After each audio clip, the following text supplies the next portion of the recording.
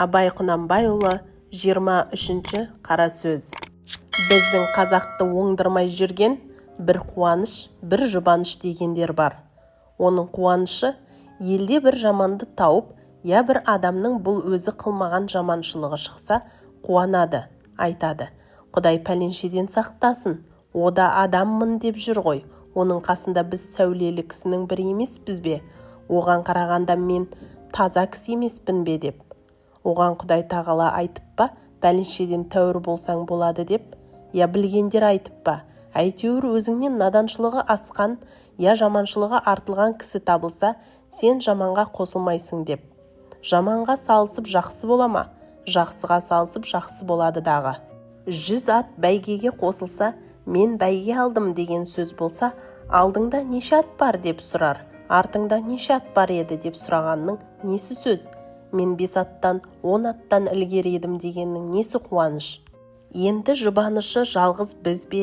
Елдің бәрі де сөйтіп ақ жүр ғой. Көппен көрген ұлы той, көппен бірге болсақ болады да деген сөзді жұбаныш қылады. Оған Құдай тағала айтып па, көппен қылмасаң болады деп, көпке қаһарым жүрмейді деп, көпке тұзағым жетпейді деп пе? Ғылым көпке келіп пе? Біреуден тарап па? Хикмет көптен тарай ма? Бірден тарай ма? Көпке қорлық жүрмей ме? Бір үйдің іші түгел ауырса жеңіл тие ме?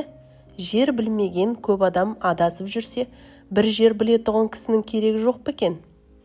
Көп кісі жолаушының бәрінің аты арығаны жақсы ма? Жоқ, жармысы арыса, жармысының күйлісі жақсы ма? Жұт келсе, елдің бәрінің түгел жұтағаны жақсы ма? Жарым жартысы аман қалғаны жақсы ма?